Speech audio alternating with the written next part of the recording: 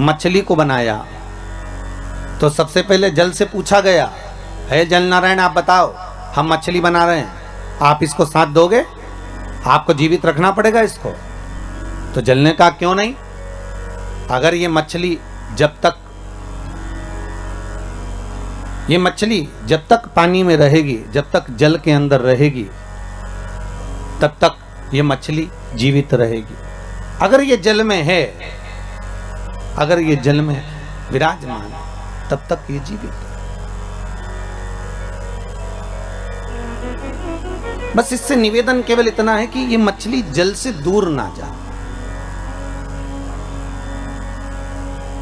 मेरा संग अगर इसके पास में है, मेरा साथ अगर इससे जुड़ा हुआ है, तो ये फिर मरने वाली नहीं है, ये पक्का है। ठीक है, मछली से कहा आपको जल के अंदर रहना पड़ेगा, जल का संग मत छोड़ना, तो आप जीवित रहोगी। मछली ने कहा ठीक। फिर वृक्षों को देखा, क्योंकि 84 लाख योनियों में 20 लाख योनि तो ये वृक्ष पेड़ पौधों की है। इन वृक्षों को जाकर निवेदन करा कि अब आपका हम निर्माण कर रहे हैं, पर आपका निर्माण तो कर रहे हैं, पर आपको जीवित रहना है। तो पृथ्वी से कहा कि आप इन वृक्षों को जीवित रख सकती हो? पृथ्वी ने कहा क्यों नहीं।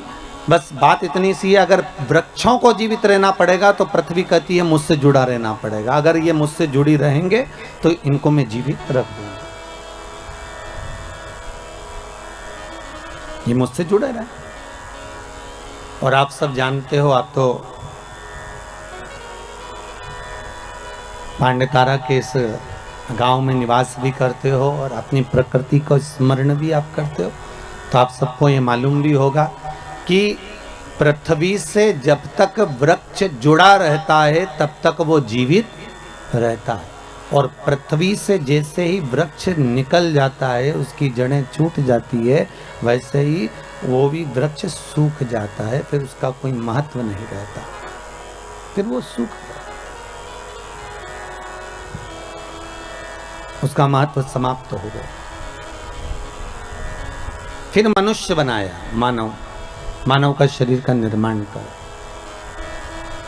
तो मानव शरीर का जब निर्माण करा तो ब्रह्मदेव ने डायरेक्ट जाकर भगवान देवाधिदेव महादेव से निवेदन करा, भगवान शिव से, हर हर महादेव। भगवान शंकर ने पूछा क्या बात है ब्रह्मा जी, आज तो आप हमारे पास में आयो हो, क्या गया ऐसा, कैसे आना होगा? ब्रह्मा जी कहते हैं महाराज जी बस आने का कारण केवल इतना सा है कि अब हम मनुष्य का निर्माण कर रहे हैं, मानव शरीर का निर्माण कर रहे हैं, तो मानव शरीर को जीवित अगर रहना है, मानव शरीर को अगर मनुष्य शरीर को बनाए रखना है, तो उसके निर्माण में आपकी जरूरत है। शंकर जी ने पूछा वो कैसे? शिव जी से ब्रह्मा जी ने कहा कि संसार को अगर श्वास प्रदान करने वाला है, संसार को अगर दुख का नाश करने वाला है, संसार को अगर जीवित रखने वाला है, संसार को अगर मनुष्य देह को स्थिर रखने वाला है, तो वो देवाधिदेव महादेव है, वो शंकर है। तो आपसे निवेदन केवल इतना है कि हम मनुष्य का जब निर्माण करें तो हमारा भोलेनाथ, हमारा शंभु, हमारा शंकर, हमारा देवाधिदेव महादेव इनको जीवित रखने में संग प्रदान कर दे।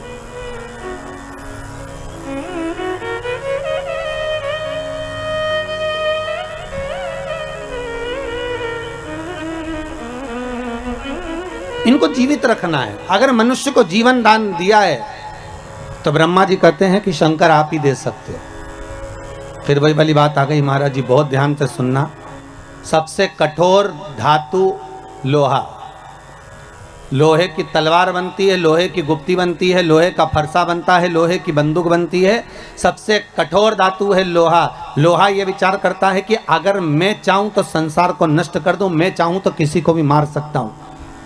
पर लोहे को जब अहंकार आ गया तो लोहे के सामने अग्नि आकर खड़ी हो गई, और अग्नि ने कहा तो चिंता मत कर, तुझसे ज्यादा कठोर मैं हूं, मैं कभी भी तुझे गला सकती हूं। और लोहे को अग्नि गला देती है। फिर एक दिन अग्नि को भी अहंकार आ गया और अग्नि ने विचार करा कि मैं इतनी प्रबल हूं कि सब जगह पर आग लगा सकती हूं, सबको नष्ट कर सकती हूं। तो वहीं आकर पानी खड़ा हो गया। पानी ने कहा घबरा मती, तुझसे ज्यादा कठोर मैं हूं। एक लोटा पानी डाला ना, ठंडा कर दिया।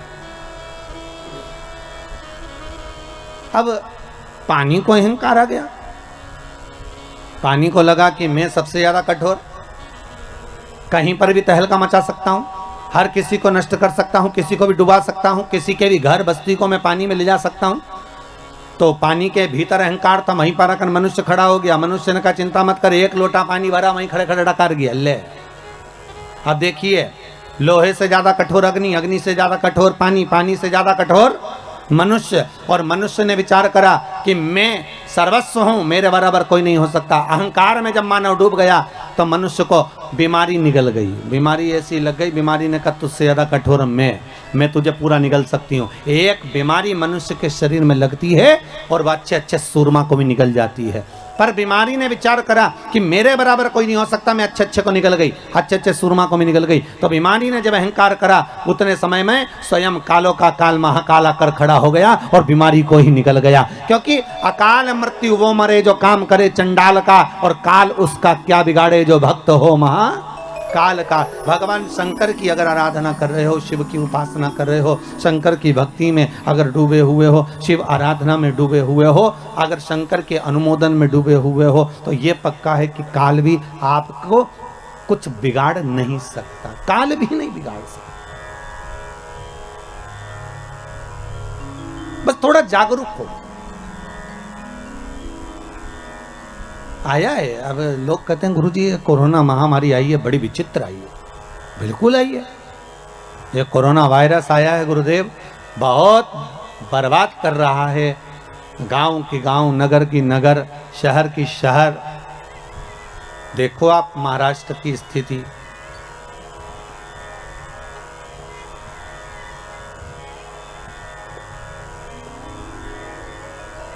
मध्य प्रदेश क्या, यूपी क्या, हरियाणा क्या, पंजाब क्या, बंगाल क्या, असम क्या, गुजरात क्या, स्थिति देखिए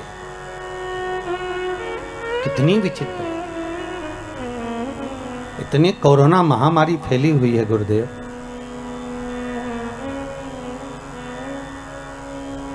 भय सा लगने लगा है, ऐसा लग रहा है कि ये मौत का एक जाल बिछा दिया गया है।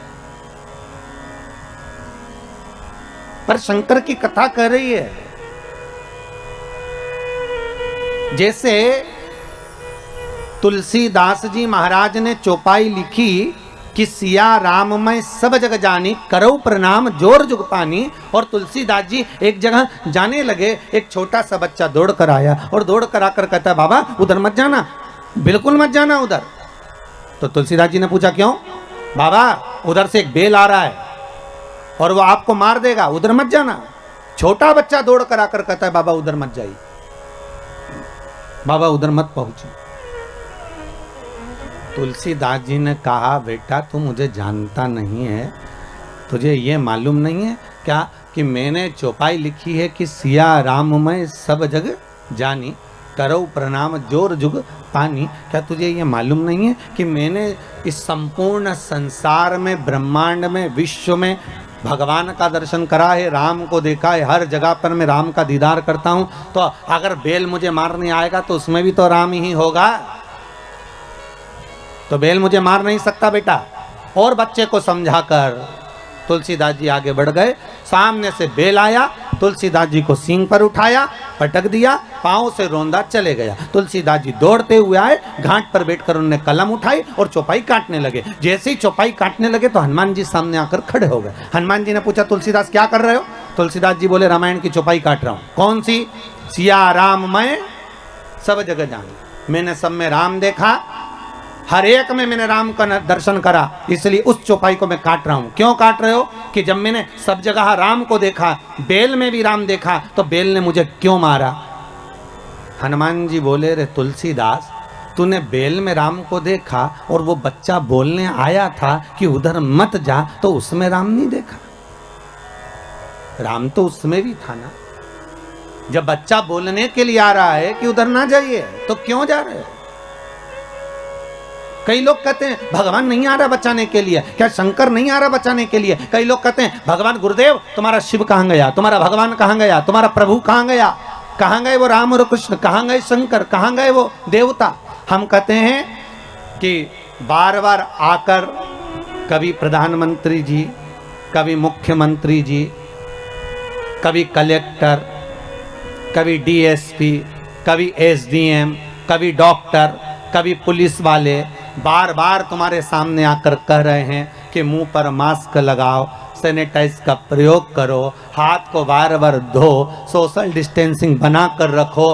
तो भगवान का ही तो रूप रख कर आकर बोल रहे हैं कि मत आप बाहर निकलो। उसके बाद भी तुम सारा नियम तोड़कर वही तुलसीदास जी जैसे कि बेल के सामने चले जा रहे हो, उस कोरोना महामारी में चले जा रहे हो। तो भगवान क्या करेगा? तुम खुद ही आगे बढ़कर ये कार्य करोगे और बाद में भगवान को दोष दो। तो भगवान को दोष क्यों लगे? क्यों लगे दोष? किस लिए?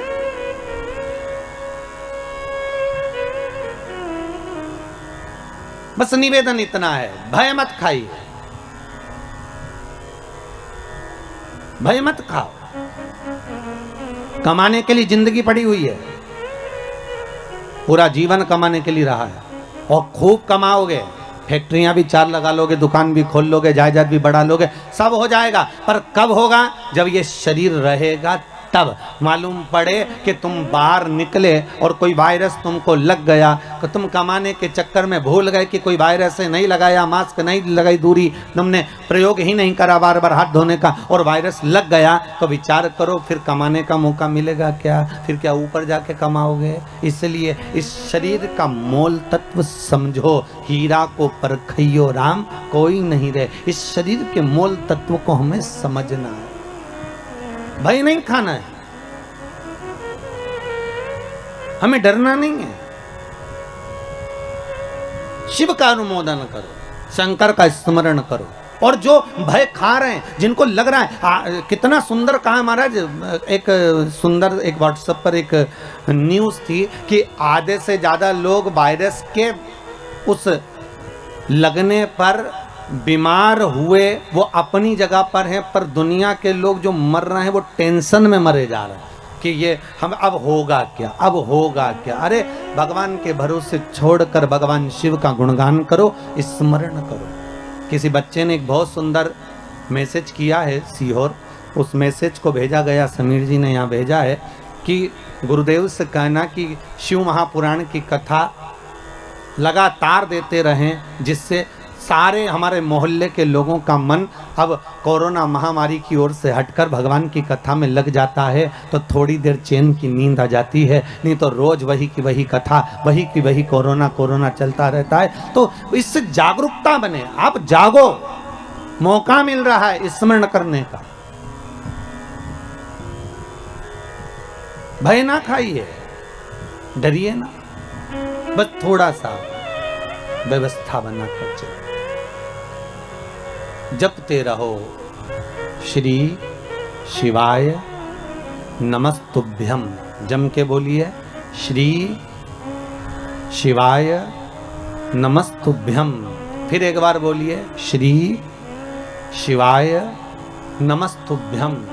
ये शंकर का मूल मंत्र है, या ओम नमः शिवाय जब ये पंचाक्षर मंत्र है, या मर्जी पड़े आपकी तो महामृत्युंजय का अनुष्ठान कर लीजिए, स्मरण कर लीजिए। पर कहीं मत जाओ, अपने घर में बैठकर भगवत स्मरण में डूबे रहो। शिव कथा कह रहे, ब्रह्मा जी कह रहे हैं भगवान शंकर से, शिव से निवेदन कर रहे हैं, हे भोलेनाथ, हे शंभु, संसार के लोगों को आपको जीवित रखना है, संसार के लोगों को आपको जीवित रखना है भोलेनाथ। शिव जी ने कहा ठीक है, अगर आप कह रहे हो कि संसार के लोगों को मुझे रखना है तो मना नहीं है। पृथ्वी से कहा वृक्षों को आप जीवित रखना, जल से कहा मछली को आप जीवित रखना। जल ने कहा मछली मेरा संग रहेगी तो जीवित रहेगी, पृथ्वी कहती है वृक्ष मेरा साथ रहेंगे तो जीवित रहेंगे। शंकर जी कहते हैं संसार का मनुष्य मेरा भजन करता रहेगा तो जीवित रहेगा, अगर मुझसे वंचित हो गया, छूट गया, तो उसकी कोई जवाबदारी, उसकी कोई गारंटी नहीं। वंचित अगर है तो उसका कोई सुख नहीं।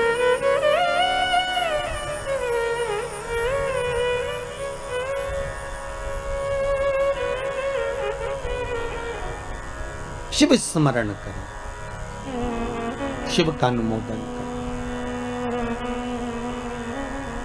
भगवान शिव कह रहे हैं, आप क्यों चिंता करते हो? ब्रह्मदेव, आपका कार्य है सृष्टि का निर्माण करना, आप निर्माण करें। तो ब्रह्मा जी के मन में आया कि मैं सृष्टि तो बना दूंगा, मना नहीं है, पर इस सृष्टि का निर्माण तो मैं कर दूं, पर दिक्कत केवल इतनी सी है कि सृष्टि बनाने के बाद इस सृष्टि को चलाने वाला कौन होगा, इस सृष्टि का निराकरण कौन करेगा, और कौन संसार के सागर में इस मानव शरीर में हो सकता है कि इस संपूर्ण विश्व सागर में किसी को तन की तकलीफ हो, किसी को मन की तकलीफ हो और किसी को धन की तकलीफ हो, उसकी पूर्ति कौन करेगा? मान लो अगर मैंने बना भी दिया इस संसार सागर को, ब्रह्मा जी कर रहे हैं, अगर मैंने बना दिया इस संपूर्ण सागर को, अगर मनुष्य की देह भी बना दी, तो इसका भरण पोषण करने वाला कौन होगा?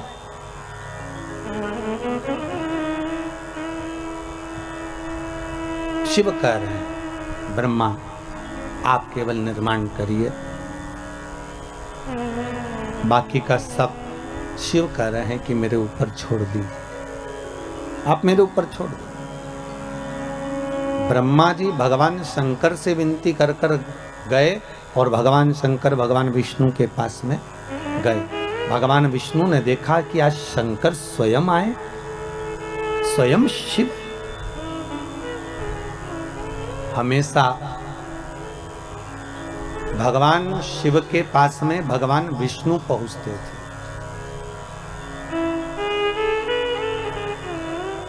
हमेशा। और आज स्वयं त्रिकालदर्शी शंकर भगवान विष्णु के यहाँ, तो भगवान विष्णु उठकर खड़े हो गए कि भोलेनाथ आए हैं, आइए प्रभु पधारो, आपका आगमन हुआ है नाथ।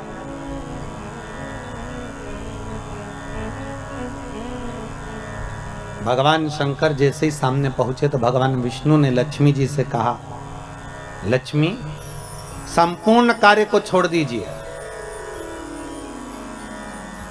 और संपूर्ण कार्य छोड़कर आज भगवान देव अधिदेव महादेव आए हैं, उनके आदर में लग जाइए।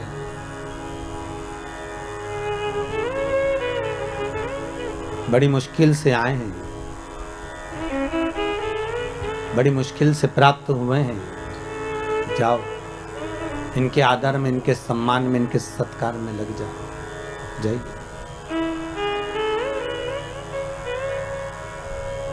लक्ष्मी जी सबसे पहले अगर कहीं गई तो माता लक्ष्मी ने, जैसे भगवान विष्णु ने कहा कि इनका आदर करो, सम्मान करो, सत्कार करो, तो लक्ष्मी जी अगर सबसे पहले अगर कहीं गई तो माता पार्वती के पास गई और जगत जननी जगदम्बा पार्वती जी ने पूछ लिया, लक्ष्मी कैसे आना हुआ, क्या बात है, तुम्हारे आने का कारण क्या है, तुम क्यों आई हो? लक्ष्मी जी बोली, पार्वती आज भगवान भूत भावन भूतेश्वर भगवान शंकर, आज त्रिलोकी का नाथ त्रिकालदर्शी कैलाशी अविनाशी शिव बैकुंठ में आए हैं। पार्वती जी बोली कि शंकर और बैकुंठ,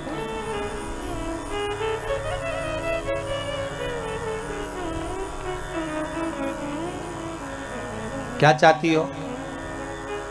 लक्ष्मी जी बोली, बस चाहना क्या है, आपसे निवेदन केवल इतना है कि आप ऐसा कोई उपाय बता दो जिससे शंकर जी प्रसन्न हो जाएं, और मैं उनका आदर करना चाहती हूँ, सम्मान करना चाहती हूँ, सत्कार करना चाहती हूँ, शंकर को रिझाऊं कैसे मैं, बस इतना बता दो और कुछ नहीं।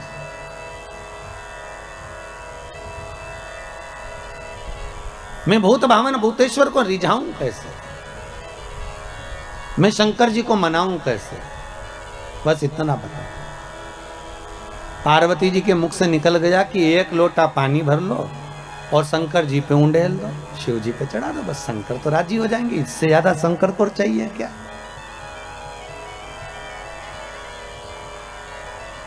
अब लक्ष्मी जी ने बड़े मन से पार्वती से कहा कि शंकर को पानी तो चढ़ा दूंगी मैं, पर एक निवेदन करूं मैं कि शिव को कौन सा जल प्रिय लगता है,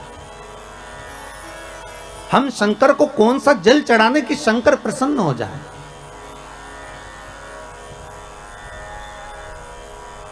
पार्वती, तुम्हारे घर में अगर कोई अच्छा जल रखा हो ना तो एक पात्र भरकर हमको दे दीजिए, तो हम शिव जी को चढ़ा देंगे। और शिव महापुराण की कथा बार बार कहती है कि मंदिर जाओ तो मंदिर का लोटा उठाकर मंदिर का ही पानी भरकर मंदिर के शंकर को मत चढ़ाओ। शिव महापुराण कहती है अगर शंकर को जल चढ़ाना है तो अपने घर का जल लेकर। किसके घर का जल? अपने घर का, दूसरी जगह का नहीं।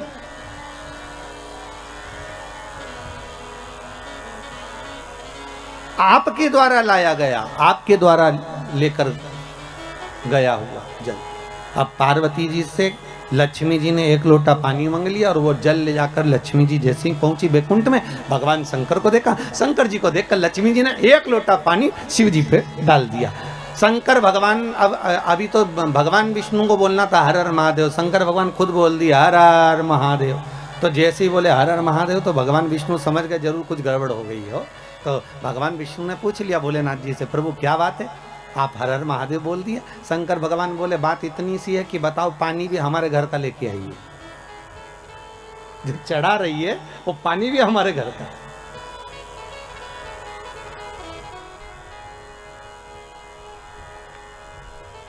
अरे कभी कंस के जन्म की कथा सुनी होगी आप लोगों ने भागवत जी में कि कंस का जन्म क्यों हुआ।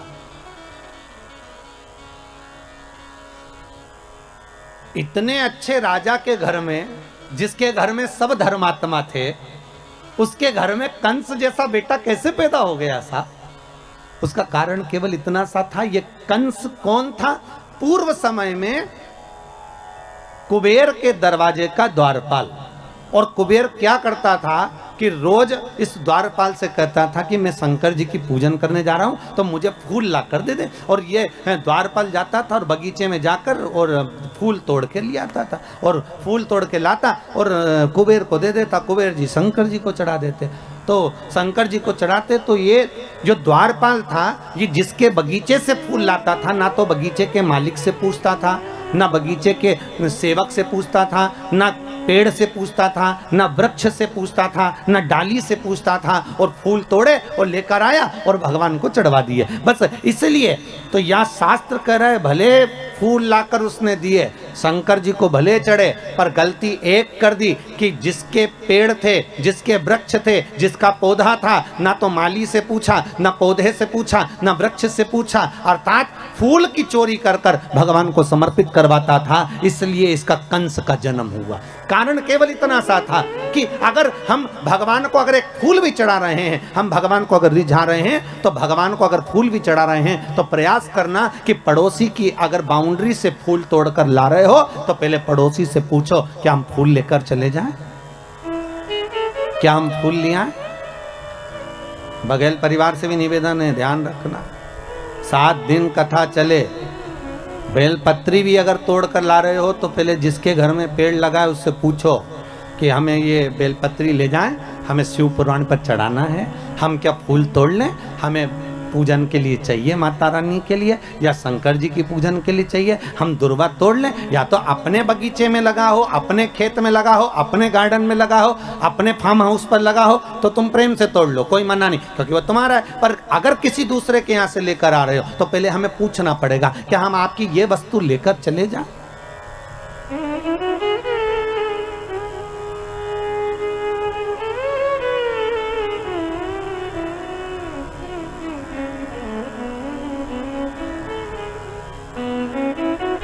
पूछना पड़ेगा। अब ऐसे तो एक माताजी की चप्पल खो गई और माताजी ने कहा गुरुजी हम तो तुम्हारी कथा सुनने आए थे और हमारी चप्पल चोरी चली गई।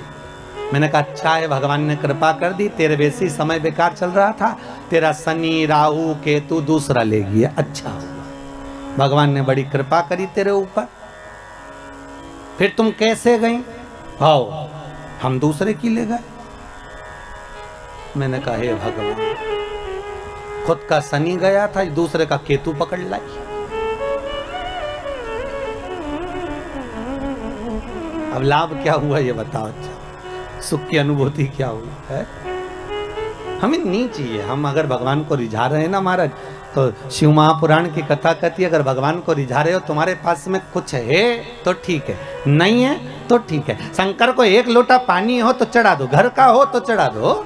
अगर पानी भी नहीं है तो शिव को रिझाने के लिए 3 बार ताली बजा दो, चल जाएगा। इतना भी नहीं है तो बेलपत्र चढ़ा दो। बेलपत्र भी नहीं है तो शंकर पे चढ़ी हुई बेलपत्र उठाकर धोकर वापिस शंकर को चढ़ा दो।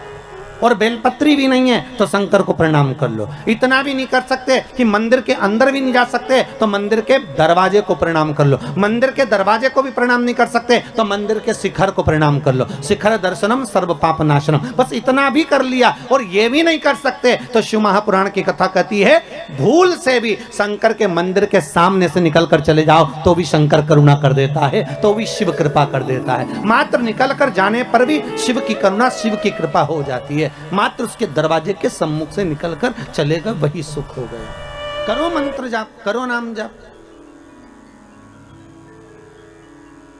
अरे भाई,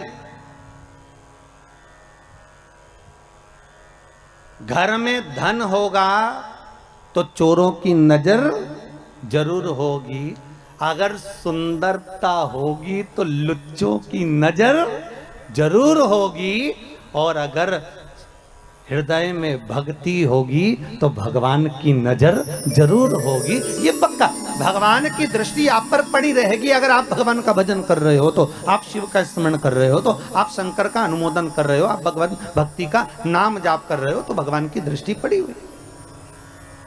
करो भजन बस। भगवान शिव ने जैसे कहा हर हर महादेव, भगवान विष्णु समझ गए जरूर कुछ बात हो गई है महाराज। हर हर महादेव शंकर जी बोले, मतलब भगत बोले चल जाए, पर भगवान बोले तो नहीं चले हो। और आज तो भगवान खुद बोल रहे हैं हर हर महादेव। तो भगवान विष्णु ने पूछ लिया, अब मन में बात रह भी नहीं चाहिए, रख के करो क्या। एक गुरु के सामने, माता पिता के सामने, घर के बुजुर्गों के सामने, घर के बड़े के सामने अपने दिल की बात कह देना चाहिए। और अगर किसी से नहीं कहो ना तो गुरु से तो कह ही दो, या अपने जो इष्ट हैं, अपन जिनको मानते हैं, अपन जिसको पूजते हैं, उसके सामने कह दो।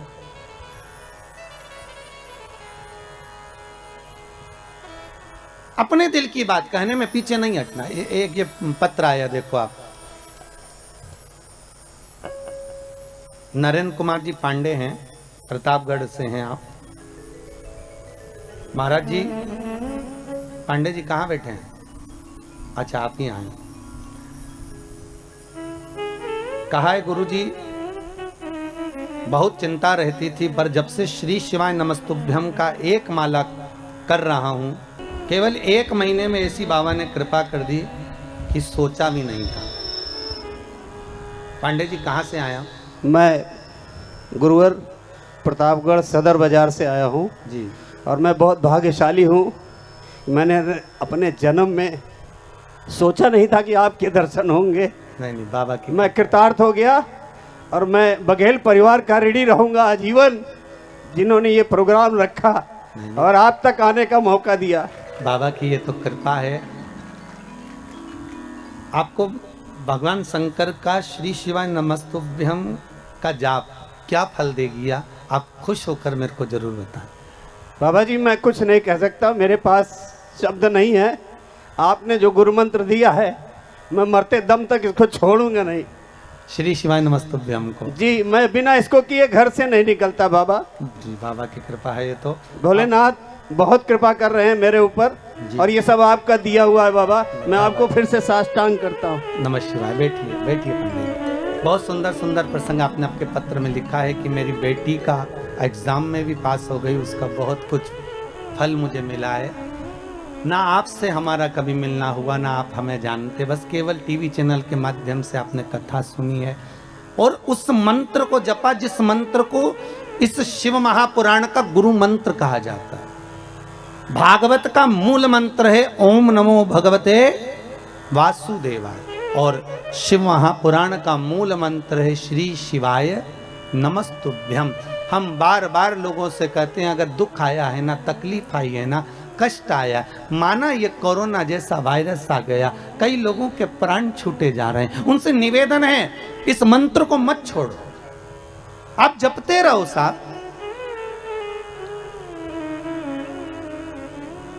आप जपते रहिए। आप जितना स्मरण करोगे इस मंत्र का, अरे विचार करो, राजा श्वेत के प्राण लेने के लिए यमराज आ गया और राजा श्वेत को नहीं मालूम कि मेरी मृत्यु अभी लिखी है। 21,600 श्वास में से कौन सी श्वास आखिरी है, ये किसको मालूम है साहब, किसको मालूम? कौन सा दान, कौन सा पुण्य, कौन सा भजन, कौन सा संकीर्तन, कौन सा मंत्र जाप हमारे कब काम आ जाए, ये किसी को नहीं मालूम। एक राजा के मन में आया कि मैं राजा हूं, पर मुझे ये नहीं मालूम कि मरने के बाद होता क्या है, मेरे को जानना है कि मरने के बाद क्या होता है। तो राजा ने अपने मंत्रियों को बुलाया कि तुम मरो और हमें खबर दो। तो मंत्री ने सोचा बताओ मर जाएंगे तो खबर कौन देगा, नहीं हमें मालूम करना है कि मरने के बाद क्या होता है, हमें तो उसकी खबर चाहिए। अब नगर में एक बहुत कंजूस व्यक्ति रहता था, उसने सोचा पैसा खूब मिलेगा, राजा बोल रहा है मुंह मांगा धन दिया जाएगा जो ये बता दे कि कब्र के अंदर मरने के बाद क्या होता है, अंदर कब्र के अंदर मरने के बाद क्या होता है। तो उस कंजूस ने सोचा एक काम करते हैं, पैसे के चक्कर में पैसा तो मिल जाएगा ना, एक काम करते हैं राजा से कह देते हैं कि मुझे कब्र में दफना दो, जैसे एक मुर्दे को लेकर जाते हैं वैसा मुझे लेकर जाओ और कब्र के अंदर मुझे दबा, ठीक है, फिर मैं आपको 7-8 दिन बाद बता दूंगा कि अंदर हुआ क्या, बस थोड़ी सी सरंग छोड़ देना उसमें से हवा अंदर आती रहे, मैं फिर 10 दिन बाद बता दूँ, ठीक। राजा ने कहा कर दो। कंजूस ने सोचा मुंह मांगा धन मिलेगा। इतने में कंजूस जैसे ही जाने लगा तो एक व्यक्ति उसके सामने कटोरा लेकर खड़ा हो गया, भैया कुछ दे दे, भूख लगी है भैया कुछ दे दे। अब ये कंजूस तो कंजूस, अठन्नी नहीं दे किसी को, इतना बड़ा कंजूस। वो पीछा पकड़ लिया, उसने पांव पकड़ लिया, भैया 1 रुपया दे दे रे भैया, कुछ दे दे भैया, चवन्नी दे दे, भूख लग रही है भैया, भोजन दे दे। इसको गुस्सा आई, इसने कचरा पड़ा था, बहुत सारी पेड़ की पत्तियां पड़ी थी, सूखी पत्तियां, इसने उठा के उसके कटोरे में डाल दी, ले खा ले, और गुस्से में डाल कर ये चला गया। और इसको लोग बांध बुंदा के ले गए, कब्र में दफना दिया, अंदर एक पाइप डाल दिया और उस पाइप में से बस इसको श्वास लेने के लिए छोड़ दिया। अब सब छोड़ छुड़ा के उसको दबा के चले गए। अब दबा के चले गए, एक दिन तो निकल गया, दूसरे दिन जो पाइप दिया था उसमें सांप घुसने लगा। अब जैसे सांप घुसने लगा बापड़े के प्राण छूटने लगे। भगवान, पैसे के चक्कर में अच्छे मरे दादा, अब मर जाएंगे तो राजा को बताने कैसे आएंगे, और बताएंगे नहीं तो रुपया कैसे मिलेगा। अब सांप अंदर घुसे, इसके प्राण छूटे। फिर सांप अंदर जाए, इसने देखा कि सांप अंदर क्यों नहीं आ पा रहा, तो इसने देखा कि कुछ कचरा सांप को रोक रहा। सांप अंदर आ रहा और कचरा बीच में अड़ रहा, सांप फिर आ रहा, कचरा फिर अड़ रहा।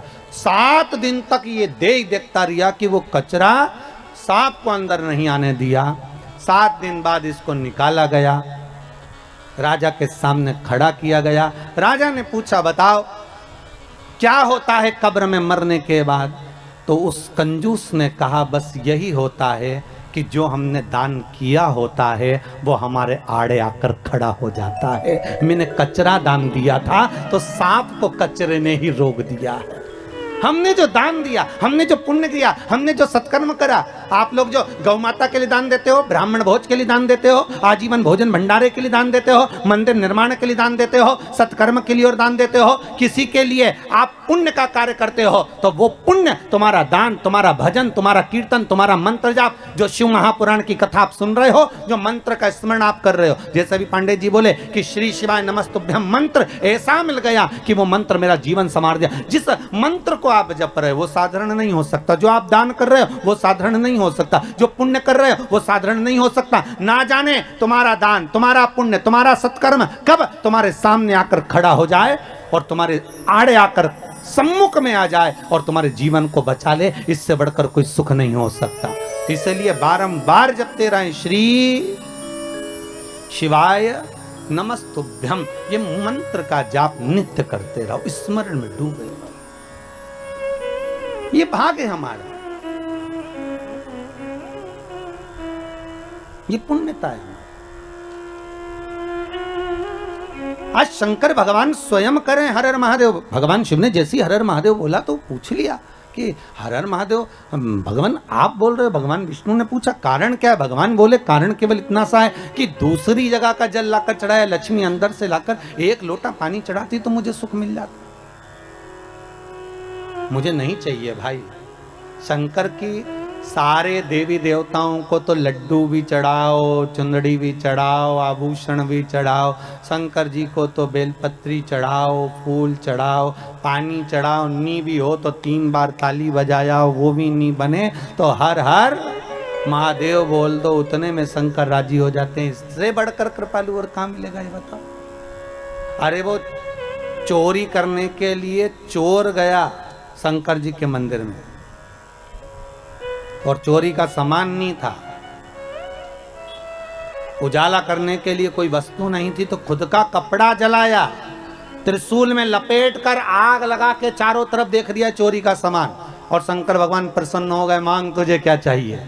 चोर बोला मैं तो चोरी करने आया था। शंकर भगवान बोले हम तो ये नहीं जानते कि तुम चोर हो कि कौन हो, पर तुमने हमारे मंदिर में शिवरात्रि के दिन उजाला करा, प्रकाश करा, दिया जलाया, आरती करी, मांगो क्या चाहिए। उसने कहा मैं मांगना नहीं जानता। शंकर भगवान ने कहा ठीक है तो मैं तुझे कुबेर का सिंहासन दे देता हूँ, जा कुबेर की कुर्सी पे तू बैठ जा। और चोर चले गया कुबेर की कुर्सी पर और कुबेर से जाकर कहा तुम नीचे उतरो। कुबेर ने बोला तू कौन? कि मैं चोर। तो तू चोर यहां कहां से आ गया? तो कि शंकर जी ने भेजा। कुबेर बोला मैं हड़ताल करूंगा। चोर बोला जो करना करो। शंकर जी ने बोला कुर्सी से नीचे उतरो, हम बैठेंगे। और चोर को कुबेर की कुर्सी पर बिठा दिया। कुबेर भगवान विष्णु के पास गए, नारायण नारायण। भगवान विष्णु ने पूछा क्या हो गया? शंकर भगवान के मंदिर में किसी ने रात को अपना कपड़ा जलाकर आरती उतार दी, शंकर जी ने उसको कुबेर बना दिया और मुझे नीचे उतार दिया। बताओ आप हमारी कुर्सी वापस दिलाओ। भगवान विष्णु बोले उनके मामले में हम कुछ नहीं बोल सकते, उनके मामले में हम नहीं बोलेंगे। क्यों? भगवान विष्णु बोले नारायण कहते हैं मैं उतना देता हूं जितना भाग्य में लिखा होता है, ब्रह्मा उतना देते हैं जितना कर्म में लिखा होता है, पर शंकर ना कर्म देखते हैं ना भाग्य देखते हैं।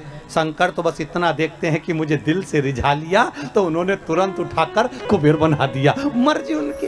कुबेर ने अपनी धर्मपत्नी से बोला सुन अपने पास में इतनी दौलत है पर आज तक कोई अपने घर में आकर देखता ही नहीं कि अपने पास कितना है। तो पत्नी ने बोला क्या करोगे? कुबेर बोला एक काम करते सबको निमंत्रण दे देते भोजन करने का। अच्छा दे दो। सारे देवी देवताओं के घर में निमंत्रण दिया है, सिगरी निमंत्रण। सिगरी निमंत्रण मतलब तुम्हारे यहाँ चूल्हा मत जड़ाना। सा परिवार भगवान विष्णु सा परिवार, ब्रह्मा सा परिवार, इंद्र सा परिवार, वायुदेव जलदेव सब सा परिवार, और सबको निमंत्रण दिया। पर शंकर भगवान को भूल गया। जिसने कुबेर का पद दिया था उसी को भूल गया। नारद जी ने आकर कहा कुबेर जी शंकर जी को बुलाया, भूल गए, अब जाओ बुलाने। शंकर जी आ जाएंगे? अब जाएंगे तो जाओ जाओ बोलो निमंत्रण तो दो। दौड़ कर गया, हर हर महादेव। शिव जी ने पूछा क्या बात है कुबेर? कुबेर बोले महाराज जी हम सबको निमंत्रण दिया है थे, तुम्हें भूल गए थे। फिर नारद जी ने कहा तब हम आए। अब बताओ किसी को निमंत्रण देने जाओ तो ऐसा बोलना चाहिए? अगर भूल गए थे तो ये बोलना ही नहीं चाहिए कि भूल गए थे। ये बोलना था कि परिवार के लोग हो, घर के लोग हो, इसलिए अपने घर वालों को बाद में भी निमंत्रण दिया जा सकता है। पर महाराज जी ने याद दिलाई इसलिए हम कहने आ गए। अब बुरा लगेगा कि नहीं लगेगा? अरे बोलो तो, वो तो शंकर जी थे। पांडे तारा की माता होती तो पहले कह देती। हमको तो बहुत बुरा लगा भैया, बताओ इतनी बाद में बुलाया हम। अरे बुरा लगेगा कि नहीं लगेगा? अगर कोई तुमसे कहे कि हम तो बस भूल गए थे और तुमको बाद में बुलाने के लिए आ गए, अच्छा नहीं लगेगा। शंकर भगवान ने कहा क्या चाहते हो? आप हमारे यहाँ भोजन करने आओ। शंकर जी बोले देखो ये जो बड़ी बड़ी पार्टियां होती ना इसमें मैं नहीं जाता हो।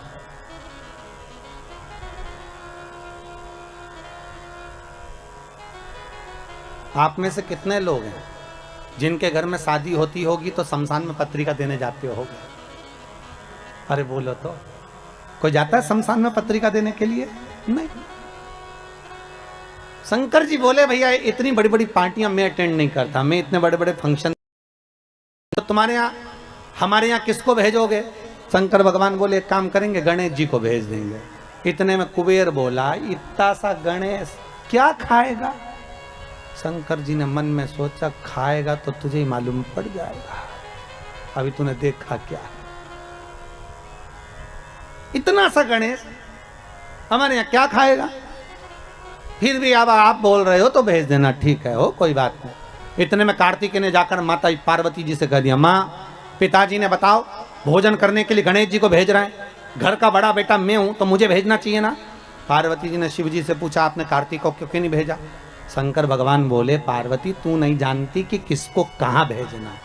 जब एक ही तारीख की 2-4 शादियां होती है तो किसको कहाँ भेजना है ये घर की अम्मा बोलती है कि बेटा वहाँ चले जाना, बड़ा छोरा वहाँ चले जाना, बड़ी बहू वहाँ चले जाना, छोटा बहू छोटा छोरा वहाँ चले जाना। तो वो घर की जो माँ होती है, पिता होता है ना, वो भेजते हैं, ठीक है। तो शंकर जी ने बोला मेरी मर्जी में क्यों भेज रहा हूँ।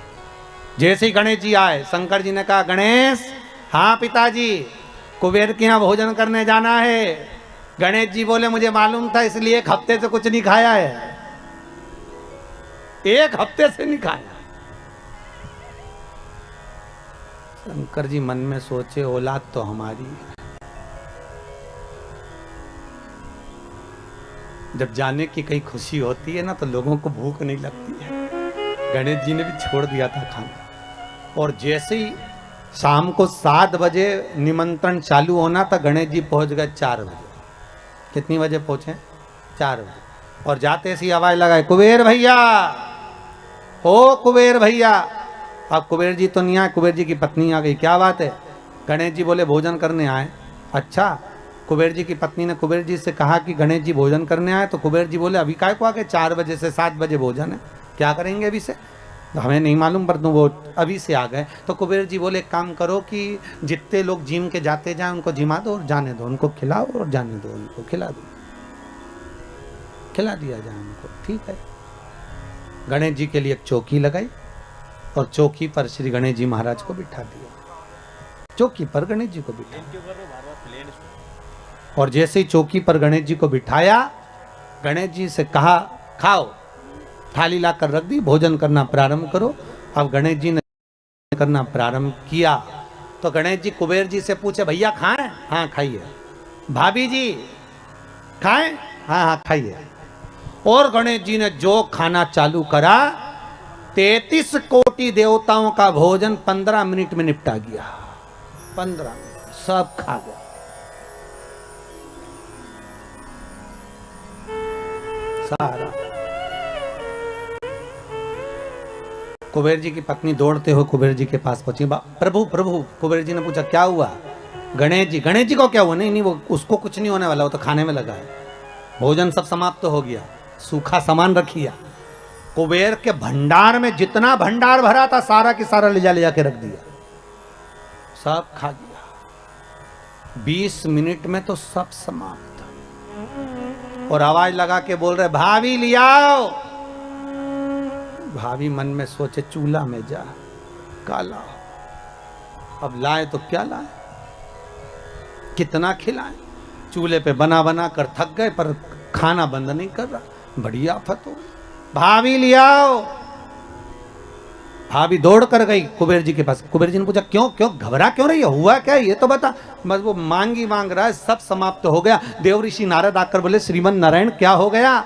नारद जी जैसे ही बोले तो कुबेर जी बोले तुम्हारे कारण हुआ है, हम जा ही नहीं रहे थे निमंत्रण देने, और निमंत्रण देने चले गए तो उन्होंने अपने बेटे को भेज दिया, और बेटा खाने में ऐसा जुटा है उठने का नाम ही नहीं ले रहा। इतने में नारद जी बोले पिताजी के पास वापस चले जा। शंकर जी के पास कुबेर जी जाकर बोले प्रभु सब खा गया वो गणेश, सब खा गया, कृपा कर दो। शंकर भगवान ने एक दुर्वा तोड़ी और दुर्वा तोड़कर तुरंत कुबेर जी को दी, और कुबेर जी को देकर कहा ये गणेश जी को दे देना, ठीक है ले जा। अब कुबेर जी ने मन में सोचा खाया इतना सारा है तो एक दूबा से क्या होगा। कुबेर जी और दूबा तोड़ लिए तो दूबा का बंडल बना के ले गए और गणेश जी को दिया, और गणेश जी से कहा ले, पिताजी ने भेजा। और जैसे ही गणेश जी ने दूबा ली और मुख में सूंड में रखी, और रखने के बाद गणेश जी खड़े होकर पेट पे हाथ फेर के बोले कल का टाइम और बता दो। कुबेर जी हाथ जोड़कर बोले जब तक कोई बुलाए नहीं तो जाना ही मत। उस दिन से गणेश जी का नियम है कि गणेश जी को लोग विराजमान भी करते हैं और गणेश जी को लोग विसर्जन भी करते हैं। विराजमान भी कर रहे हैं और विसर्जन भी। अहंकार आ जाता है व्यक्ति को, कभी कभी अभिमत्ता चरम तक पहुंच जाती है। सम्मुख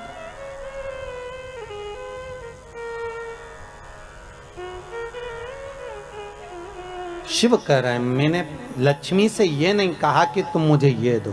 भगवान शंकर कह रहे हैं नारायण मैंने आपसे भी नहीं कहा कि मुझे कोई वस्तु प्रदान करो, पर अगर लक्ष्मी जी को जल भी चढ़ाना था तो अपने ही घर का चढ़ा देती तो आज मुझे प्रसन्नता का भाव हो जाता। प्रसन्नता का भाव।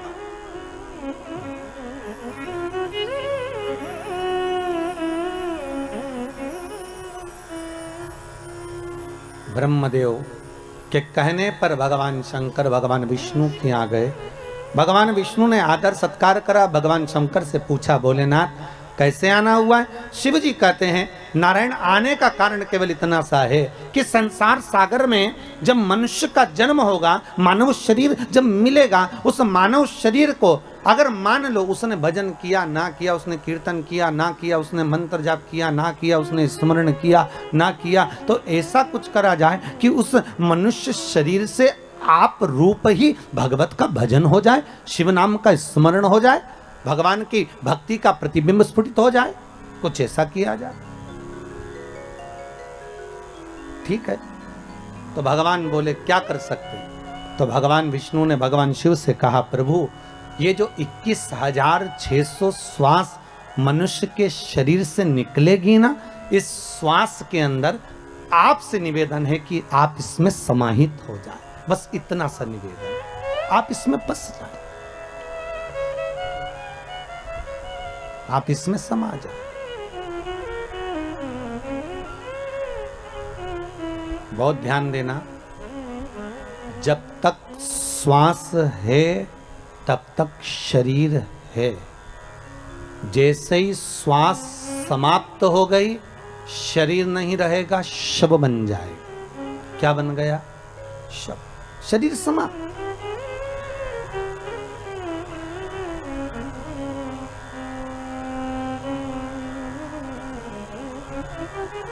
फिर वो शरीर नहीं रहा है, वो केवल एक शव बन गया, उसका मूल तत्व समाप्त हो गया। श्वास में शिव है।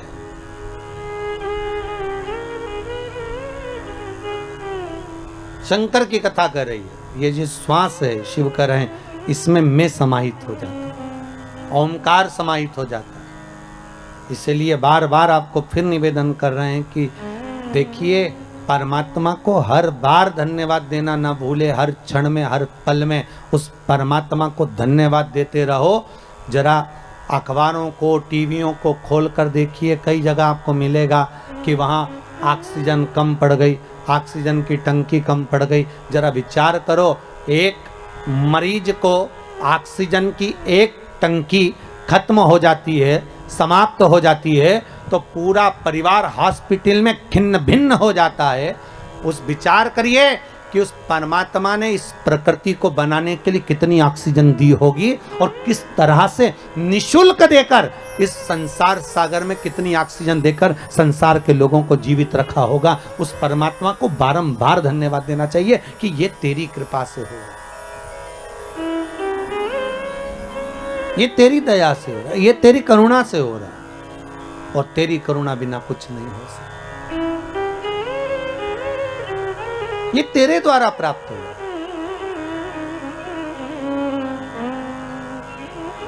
महाराज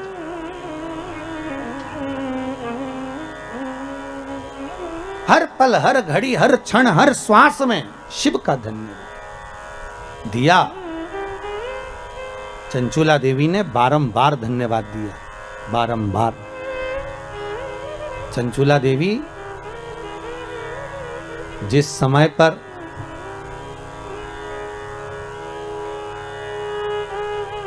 पार्वती जी की सखी बन गई थी चंचुला देवी,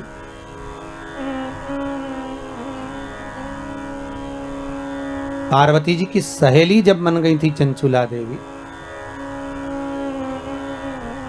बस इतना कर्म चंचुला देवी ने जरूर करा था कि पति का साथ दिया, पति चोरी कर कर लाया, धन ला कर दिया, उसका भोग करा, पर सत्कर्म नहीं कर पाई। चंचुला कभी दान पुण्य धर्म नहीं कर पाई, अपने भोग में लगी रही, अपने भोग में। और जब अपने ही भोग में लगी रही, कोई सत्कर्म नहीं, कोई पुण्य नहीं, चंचुला ने कुछ करा ही नहीं। पर जब प्राण छूट गए, शिव महापुराण की कथा के रस तत्व में डूबने के बाद चंचुला के जब प्राण छूट गए, तब चंचुला देवी पहुंची भगवान शंकर के कैलाश धाम पर, और पार्वती जी की जब सखी बन गई, तब पार्वती जी से बारंबार बस एक बात कहती रही कि कुछ ऐसा कर दीजिए कि मेरा पति जो प्रेत योनि में पड़ा हुआ है, वो प्रेत योनि से मुक्त हो जाए, वो प्रेत योनि से छूट जाए। इतनी कृपा बस कर दो कि वो प्रेत योनि से मुक्त हो, प्रेत योनि से छूट जाए। ऐसी करुणा, ऐसी कृपा, ऐसी दया आप कर दीजिए। ठीक है।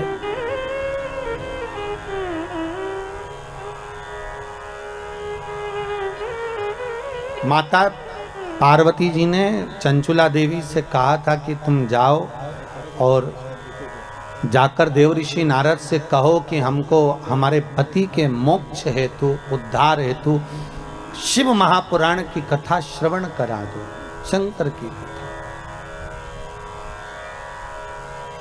देव ऋषि नारद ने मना कर दिया था कि मैं शिव महापुराण की कथा नहीं सुना सकता, क्योंकि मुझे श्राप लगा है, मैं एक जगह बैठ नहीं सकता। कथा मेरा मित्र सुनाएगा, तुम रुका।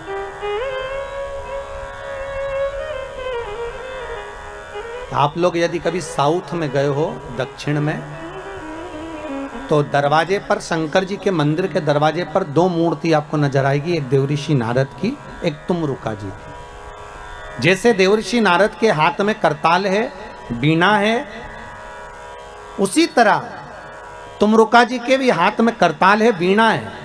बस नारद जी और तुमरुका जी में अंतर यह है कि नारद जी का जो स्वरूप है वो मनुष्य जैसा है, और तुमरुका जी का जो मुख है वो घोड़े का लगा हुआ। कभी कभी आपने ऐसा मुंह देखा होगा, ऐसा शरीर देखा होगा कि हाथ में करताल है, बीणा है और मुख घोड़े का लगा हुआ। घोड़े का मुख, वो तुमरुका जी, जो शंकर की कथा में नित्य डूबे रहते, नित्य शिव स्मरण में हर पल, हर घड़ी, हर क्षण डूबे रहते।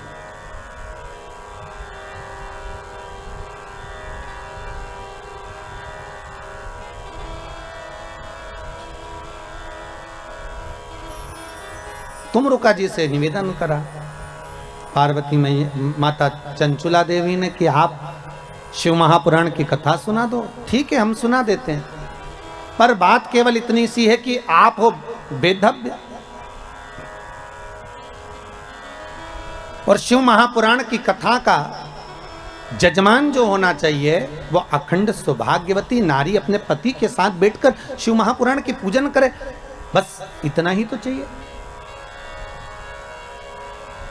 तो चंचुला देवी के मुख से निकल गया, तुमरुका जी ये बताओ, क्या कोई वेदव्य नारी शिव महापुराण की कथा नहीं करवा सकती क्या? क्यों नहीं करवा सकती? करवा सकती।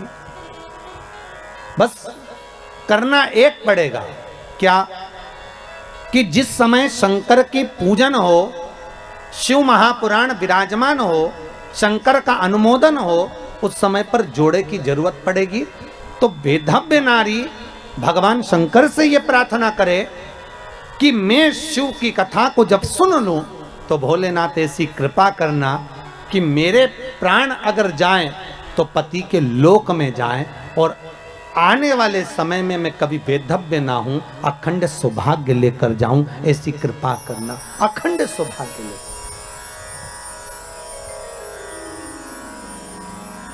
आज हिंदू धर्म में चैत्र के महीने की ये सिंधारा दूज है। आज नवरात्रे की, चैत्री नवरात्रे में जो दूज होती है, इसको सिंधारा दूज कहते हैं। कौन सी दूज कहते हैं? जम के बोलिए। सिंधारा दूज।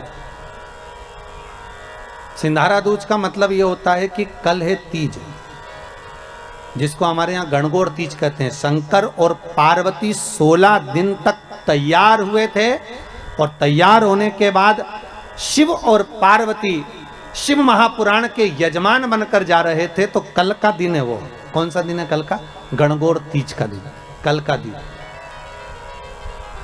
चैत्र के महीने में जो शुक्ल पक्ष की तीज आती है, वो चैत्री नवरात्रि में जो तीज की तिथि होती है, उस दिन शंकर और पार्वती शिव महापुराण के यजमान बनकर कथा सुनने के लिए गए थे। 16 दिन तक पार्वती और शंकर का श्रृंगार होता है। उसमें से आज का दिन सिंधारा दूज का होता है। क्यों सिंधारा दूज कहते हैं? सिंधारा दूज का मतलब क्या है? क्यों हिंदू धर्म में सिंधारा दूज मनाई जाती है? किस लिए? आज पूरे भारत की भूमि पर कई माताएं हाथ में मेहंदियां लगाती हैं, चूड़ियां पहनती हैं, सुंदर चुनरी पहनती हैं, माँ ब्रह्मचारिणी का पूजन करती हैं, माता का आराधना करती हैं। सिंधारा दूज, उसका कारण केवल इतना सा है। सिंधारा दूज का मतलब यह होता है कि चंचुला देवी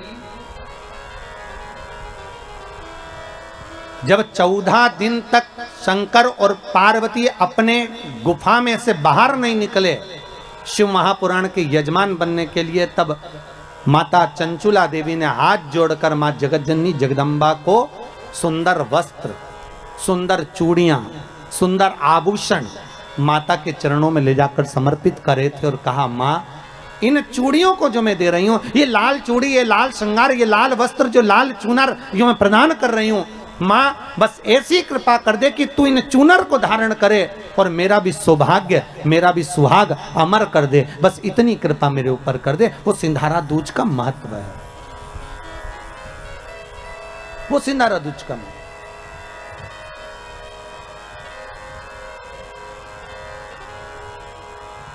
आज भारत की भूमि की सभी माताओं को सिंधारा दूज का बहुत बहुत बधाई।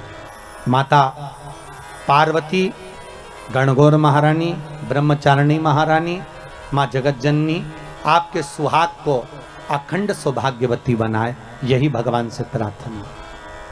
जैसे चंचुला देवी ने माता पार्वती से निवेदन करा था, आप भी एक भाव से निवेदन करें। तुमरुका जी से जाकर निवेदन करा, तुमरुका जी हम कथा सुनना चाहते हैं। और कथा किसके लिए सुन रहे हैं तुमरुका जी? आपको मालूम है? तुमरुका जी ने पूछा, प्रभु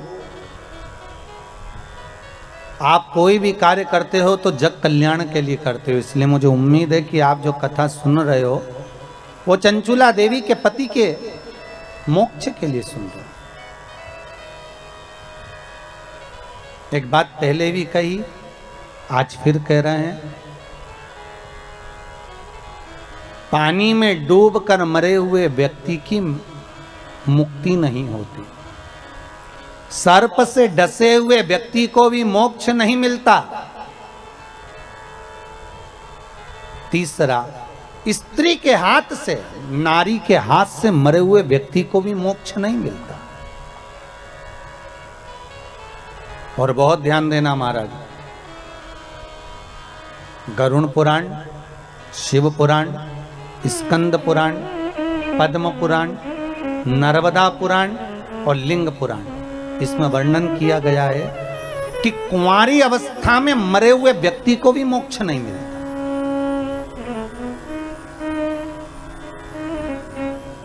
जो कुंवारी अवस्था में मर गए,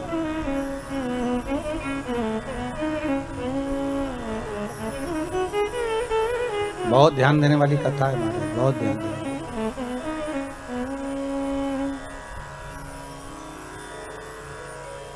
कुंवारी अवस्था में जो मर जाता है उसकी भी मुक्ति नहीं, उसका भी मोक्ष नहीं, उसकी भी गति नहीं।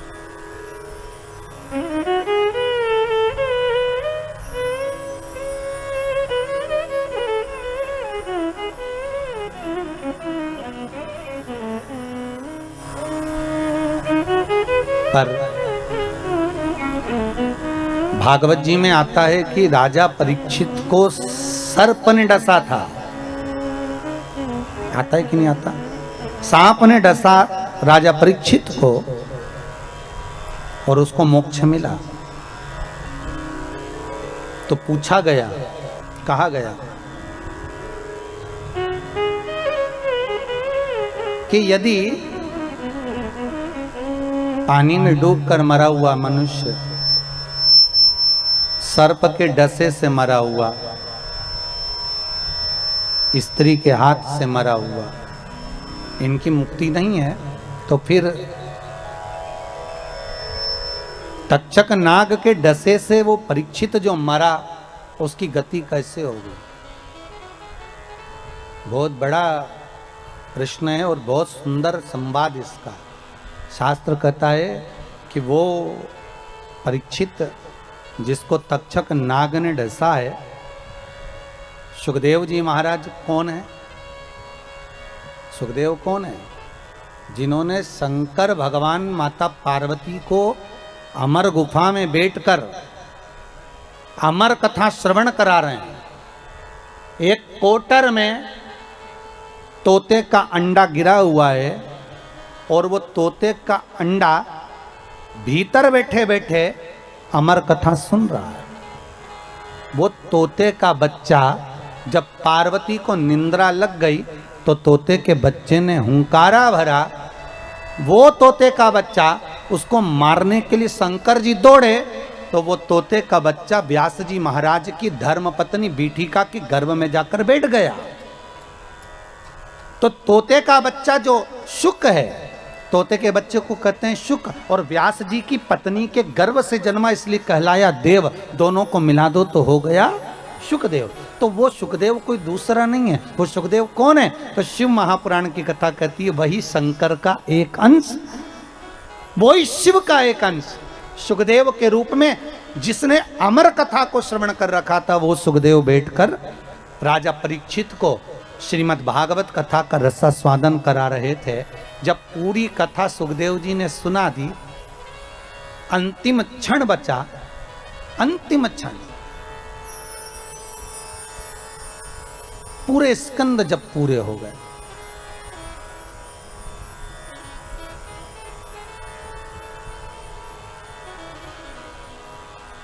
श्रीमद् भागवत के जब 18,000 श्लोक पूर्ण हो गए, अंतिम क्षण में राजा को कह दिया सुखदेव जी महाराज ने कि अब सांप आने वाला है, तुझे डसेगा, 7 दिन पूरे हो रहे हैं, जल्दी से गंगा जल से मुझे तिलक कर दो, गंगा रेती का दान कर दो तो मैं चले जाऊं। तो परीक्षित ने पूछा कहाँ जा रहे हो? सुखदेव जी महाराज बोले अब मेरे को जाना होगा क्योंकि सांप आएगा तुझे डसेगा। तो परीक्षित कहते हैं आप गुरु हो, आपने कथा सुनाई है और सांप मुझे डसेगा तो मुझे तकलीफ नहीं होगी?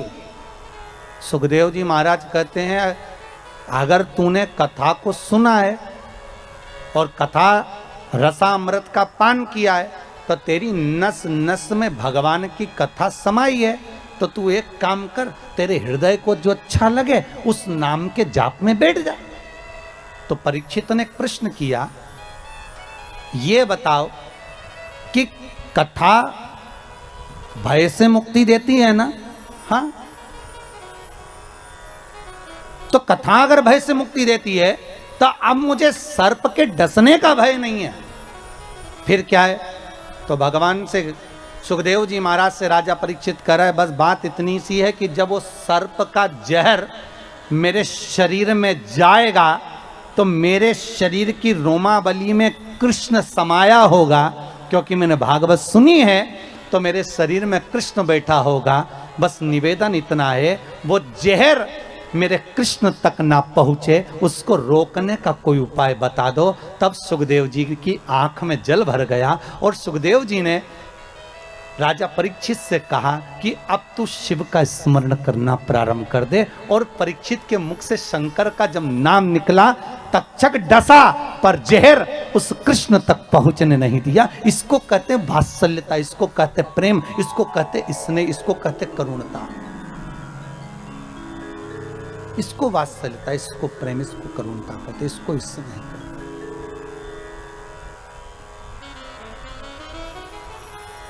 भागवत जी में आप लोगों ने सुना होगा, और सुना वहां तक होगा जहां तक भागवत जी में वर्णन है। पर देवी भागवत में सुखदेव जी और राजा परीक्षित का कुछ संवाद बड़े सुंदर सुंदर दिए गए महाराज। कभी योग लगे तो आप लोग देवी भागवत को उठाकर कभी पढ़ना, तो उसमें बड़ा सुंदर संवाद मिलेगा कि परीक्षित आखिरी में पूछ रहा है कि मुझे भय नहीं है मरने का, भय केवल एक बात का है कि जिस कृष्ण की कथा को मैंने सुना है, जिस कृष्ण के चरित्र को मैंने श्रवण करा है, वो कृष्ण मेरी रोमावली में समाया है। वो उस कृष्ण तक इस तक्षक नाग के जहर को मुझे पहुंचने नहीं देना, बस इतनी कृपा कर दी,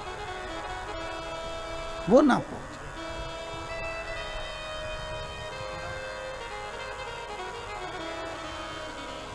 ये दया, ये करुणा आप कर दो। शिव महापुराण की कथा कहती है 3 तरह से मरे हुए व्यक्ति को मोक्ष नहीं। सर्प का डसा, पानी में डूबा, स्त्री के हाथ से मरा, और गरुड़ पुराण में एक और बात लिखी है, कुंवारी अवस्था में मरा हुआ।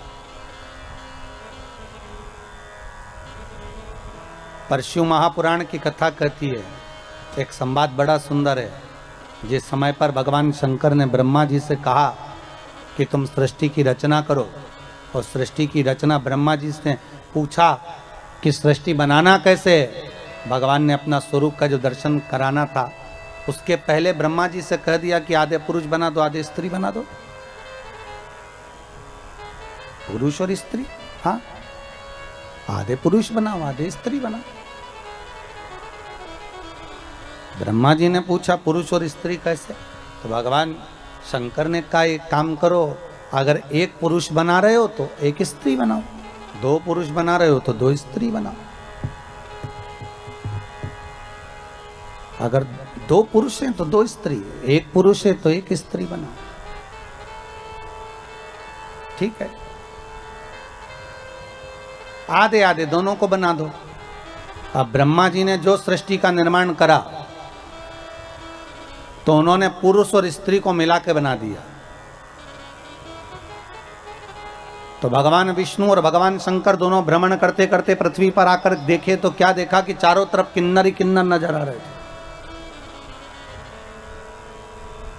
जब किन्नरों को देखा तो भगवान विष्णु को तो हंसी आ गई। जो ठहाका लगाकर भगवान हंसे तो भगवान ने पूछ लिया, भगवान पूछे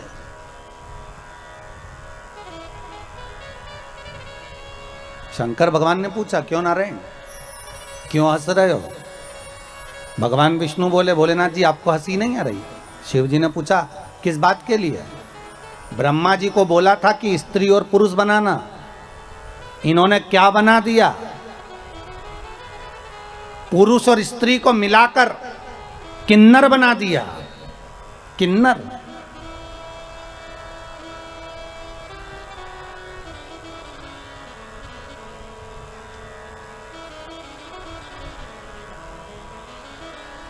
भगवान शंकर भगवान विष्णु को देखकर आंखों में जल भरकर बोले रे नारायण, आपने ब्रह्मा की बनाई हुई सृष्टि पर हंसा है। शिव कहते हैं सुनो ए नारायण,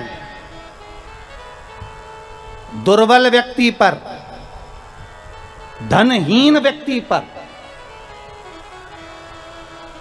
बीमार व्यक्ति पर, शरीर से अपंग व्यक्ति पर, नेत्र विहीन व्यक्ति पर, श्रवण विहीन व्यक्ति पर, मुख बधिर व्यक्ति पर, शरीर से कष्ट भोग रहे व्यक्ति पर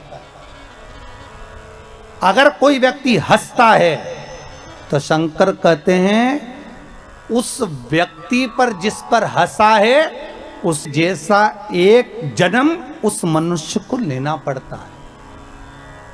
उसके जैसा जिस पर तुम हंसे हो, किसी गूंगे पर, किसी विकलांग पर, हस्तविहीन पर, श्रवण विहीन पर, नेत्र विहीन पर, जिह्वा विहीन पर, वाणी विहीन पर, दुर्बल शरीर से हो, कोई शरीर से ज्यादा तगड़ा हो, कोई शरीर से दुर्बल हो, कोई धन से विहीन हो, उस पर देखकर नहीं हंसना। अरे हो सकता है, हमारे यहां तो शिव महापुराण कथा कहती है कब घोड़े के दिन फिर जाएं, ये किसको मालूम है। अब तुम्हें अभी अभी देख लो ना भैया, तुम जाकर प्रतापगढ़ में देखना, इलाहाबाद में देखना, प्रयागराज में देखना, लखनऊ में, कानपुर में, दिल्ली में, मुंबई में, पूना में, जहां जाकर देखना एक से बढ़कर एक शोरूम है कपड़े के। पूरे सूरत में, जोधपुर में, जयपुर में एक से बढ़कर एक कपड़े के बड़े से बड़े शोरूम बने हैं। प्रतापगढ़ में जाकर देखना बड़े बड़े शोरूम बने हैं, हजारों हजारों रुपए के कपड़े उन शोरूमों में टंगे हुए हैं, हजारों रुपए के कपड़े टंगे। पर आज इस कोरोना के 1 साल पहले निकल गया और ये 1.5-2 महीना निकल चले, इस पूरे समय में अंदाजा लगा कर देखना कि वो हजारों का कपड़ा शोरूम में टंगा की टंगा ही रह गया और वो 10 रुपए का मास्क करोड़ों का व्यापार कर कर निकल गया। करोड़ों का व्यापार, एक जरा सा मास्क मात्र 2 रुपए का, 1.5 रुपए का, 5 रुपए का, 10 रुपए का, उसने भारत की भूमि पर करोड़ों का व्यापार कर दिया और वह हजारों रुपए के कपड़े शोरूम में टंगे की टंगे रह गए। कौन पूछता था इन मास्क को? अरे बोलो तो, कौन पूछता था इतने से टुकड़े को, कपड़े को? कौन पूछेगा? कोई नहीं पूछता था। 10 रुपए का मास्क कोई नहीं जानता था, कौन पूछेगा? पर हजारों रुपए के शोरूम में कपड़े टंगे की टंगे रह गए और वो 5 रुपए का, 2 रुपए का, 10 रुपए का मास्क करोड़ों का व्यापार कर कर निकल गया। इसलिए याद रखना, कभी किसी पर हंसना नहीं। शोरूम भरे की भरे रह गए और 2 रुपए का मास्क निकल कर करोड़ों का व्यापार कर देता है। ये मनुष्य की देह। अगर शंकर कह रहे हैं नारायण, तुम अगर इस ब्रह्मा की बनाई हुई सृष्टि पर इन किन्नरों पर हंसे हो, तो भगवान शंकर ने कह दिया विष्णु तुमको भी पृथ्वी पर जाकर एक बार किन्नर बनना पड़ेगा, तुम्हें भी एक बार किन्नर बनना पड़ेगा। क्यों हंसो किसी पर? कोई विकलांग है क्यों हंसना? कोई हाथ के विहीन है क्यों हंसना? कोई नेत्र के विहीन है, किसी की वाणी शुद्ध नहीं है, किसी की श्रवण शक्ति शुद्ध नहीं है, हो सकता है, क्यों हंसना?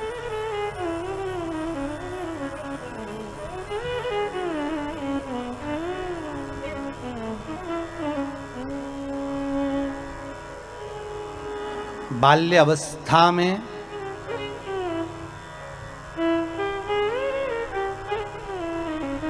वो द्रौपदी पूर्व समय में एक ब्राह्मण नहाने के लिए गंगा जी में गया, उसका अंग वस्त्र सहेलियों ने मिलकर, द्रौपदी ने मिलकर उस अंग वस्त्र को मात्र छुपा दिया और संत ढूंढता रह गया उस तन के छोटे से टुकड़े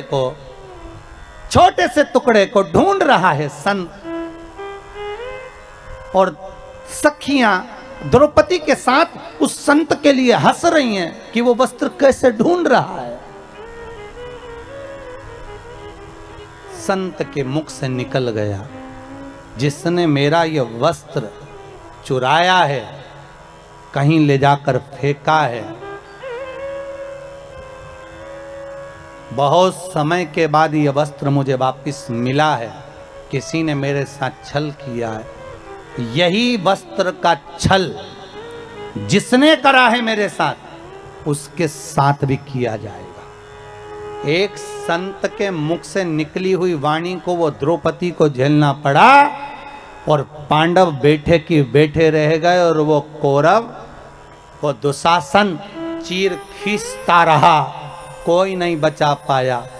तब द्रौपदी की आंख में जल भर गया, गुरु द्रोणाचार्य के सामने जाकर खड़ी हो गई, गुरुजी आपने मुझे गुरु मंत्र दिया है, आप बचाओगे नहीं? तो गुरु द्रोणाचार्य ने कहा द्रौपदी तू भी ज्ञानवान है, तूने कृष्ण का अनुमोदन करा है, कृष्ण को भाई माना है, ध्यान लगा कर देख कि कर्म कौन सा करा था जिसके कारण आज तेरा चीर तेरे सामने खींचा जा रहा है। द्रौपदी ने हाथ ऊंचे करे, भगवान को पुकार रही है और ध्यान लगाकर देख रही है कि मेरा कर्म कौन सा था जिसके कारण आज मेरा चीर खींचा जा रहा है। दुनिया के लोगों को जब तकलीफ आती है, पत्रिका में दोष देखते हैं, वास्तु का दोष देखते हैं, ग्रह का दोष देखते हैं, परिवार में दोष देखते हैं, पर दुनिया के लोग अपने अंदर का दोष नहीं देखते कि तुमने कर्म क्या करा था जो आज भोग रहे हो। क्या कर्म करा है?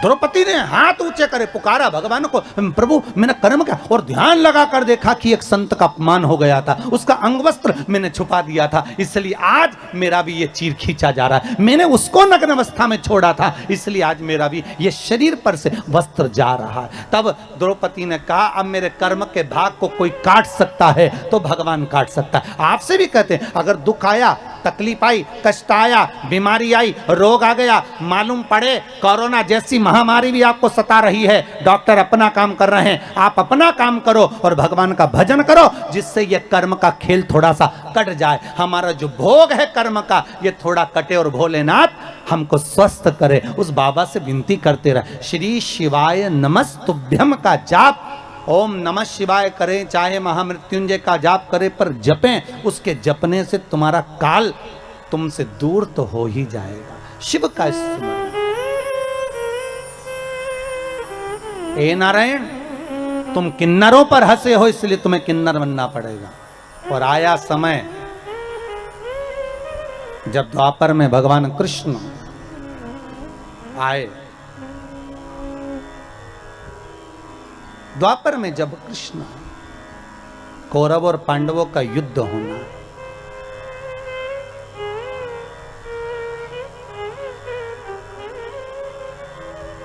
कहां पर हुआ था कौरव और पांडवों का युद्ध? कुरुक्षेत्र की भूमि। कौन सी भूमि है? कुरुक्षेत्र की भूमि। कहा? हस्तिनापुर। हस्तिनापुर मतलब दिल्ली। हस्तिनापुर से युद्ध लड़ने के लिए भगवान कुरुक्षेत्र गए। क्यों भैया? हस्तिनापुर में युद्ध क्यों नहीं लड़ा? क्या हस्तिनापुर में जगह नहीं थी युद्ध लड़ने के लिए? थी। और भगवान कृष्ण विचार करते हैं कि युद्ध के लिए भूमि वो होना चाहिए जिस भूमि पर एक दूसरे को मारने और काटने के लिए तैयार खड़े हों। कोई कोई जगह ऐसी होती है जहां पर भगवान का भजन होता है, कोई कोई किराए का घर भी ऐसा होता है जिस घर में बैठकर भगवान का भजन करने का आनंद आता है, कोई कोई घर ऐसा होता है जिसमें भगवान की भक्ति का आनंद आता है, कोई कोई घर ऐसा होता है जहां कथा का आनंद आता है, कोई कोई जगह ऐसी होती है जहां पर भगवत चर्चा का आनंद आता है, और कोई कोई जगह ऐसी होती है कि 2 मिनट माला पकड़ के बैठो और क्लेश मच जाता है। थोड़ी देर कटोरी पड़ी, उसके पीछे विवाद, पानी गिर गया, उसके पीछे विवाद, जरा जरा सी बात में विवाद और विवाद चालू हो जाता है, बीमारियां चालू हो जाती है, रोग चालू हो जाता है। तो समझ लेना चाहिए इस भूमि का दोष है। श्रवण कुमार अपने माता पिता को लेकर कंधे पर कांवड़ में रखकर तीर्थ कराने चले। कंधे पर माता पिता को लेकर श्रवण कुमार तीर्थ कराने जा रहे हैं, अपने माता पिता को लेकर। और माता पिता से हरी चर्चा करते करते गए, और आगे जाकर श्रवण कुमार ने अपने माँ बाप को छकड़े में बिठाया और उठाकर खड़ा कर दिया, और अपने माँ बाप से बोले, अंधे हो गए हो, पांव नहीं टूट गए तुम्हारे, खड़े हो, पैदल चलो। कौन बोले? श्रवण कुमार। अपने माता पिता से करें कि आंखों से अंधे हो, पांव से थोड़ी ना, खड़े हो और पैदल चलो। श्रवण कुमार की मां ने, सुहांगी ने अपने पति शांतिन मुनि से कहा, श्रवण कुमार के पिता से, कि आज बेटे को क्या हो गया है। शांतिन मुनि ने सुहांगी का हाथ पकड़ा और हाथ पकड़कर कहा, सुहांगी चुप रहो, पैदल चलो, चलो पैदल। श्रवण कुमार ने माँ बाप का हाथ पकड़ा, छकड़े से नीचे उतारकर अपने माँ बाप को पैदल लेकर चले। थोड़ी दूर निकलने के बाद श्रवण कुमार अपने माँ बाप के चरणों में गिर गए, पांव पकड़ लिए, पिताजी गलती हो गई, क्षमा कर दो, पिताजी मुझसे गलती हो गई, क्षमा करो, गलती हो गई, क्षमा करो। पत्नी ने पूछ लिया सुहांगी ने शांतिन मुनि से, आखिर श्रवण कुमार ने हमारा अपमान क्यों करा, हमको पैदल चलने का क्यों बोला। शांतिन मुनि बोले, सुहांगी जिस गांव में से निकलकर हम जा रहे हैं ना, ये गांव की जो जगह है ना, ये मय दानव राक्षस की है। मय दानव राक्षस ने इस गांव की जमीन के नीचे ब्राह्मणों को मार मार कर उनके शवों को दबा दिया, उनका रक्त पीता है वो। अच्छा, ये उस मय दानव की जमीन है। इतना गुस्सा करता था मय दानव, ब्राह्मणों को नष्ट कर देता था। ये मय दानव की भूमि पर जब तक श्रवण कुमार हमें लेकर चल रहा था, उसी भूमि का प्रताप ऐसा था कि श्रवण कुमार की बुद्धि बदल गई और उसने हमसे अपशब्द कह दिया। ये भूमि का दोष होता है। किसी किसी भूमि पर भगवान का भजन हो जाता है, किसी किसी भूमि पर लोगों से पाप हो जाता है। जिस भूमि पर पाप हो रहा है, समझ लेना ये भूमि का कोई दोष है जो अच्छा काम नहीं होता। भूमि का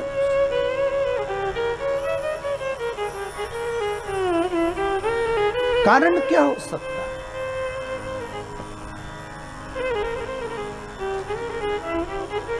पाप थोड़ी देर का होता है, भोगना बहुत पड़ता है। पाप कितनी देर का? थोड़ी सी देर। और भोगना कितना पड़ेगा? अंदाजा लगाओ जरा। तो उस भोगने पर मत जाओ, यहीं का भोगना देख लो। किसी को चाकू मार दिया, कितनी देर लगा? अरे बोलो जरा। चाकू मारा 2 मिनट, मर गया 5 मिनट, कितने मिनट लगे? जम के बोलिए 7 मिनट। अब भोगना कितना है वो देखिए। पकड़ा गया, बंद कर दिया, 1 साल तक केस चला, 1.5 साल लग गया, 2 साल में निर्णय आया, 10 साल के लिए जम के बोलो अंदर गया। अब कितने साल लग गए? 10 तो अंदर, 2 बाहर। केस में कितने हो गए? 12।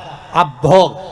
7 मिनट का क्रोध था, 7 मिनट में चक्कू मारकर व्यक्ति को मार दिया, पर भोगना कितना पड़ा? 12 साल। उसी तरह पृथ्वी पर मनुष्य पाप थोड़ा सा करता है, पर भोगना तो बहुत पड़ता है, क्योंकि पाप करने का समय कम होता है और भोगने का समय ज्यादा होता है। तो भोगना तो पड़ेगा। आए हो तो भोगो। पाप थोड़ी देर का है, पर भोगना ज्यादा है। इसलिए फिर निवेदन करूं आपसे, मत बुरे कर्म कर बंदे, वरना पछताएगा। भगवान की आंखों से तू बच नहीं पाएगा, तू बच नहीं पाएगा। भोगना है तो भोग।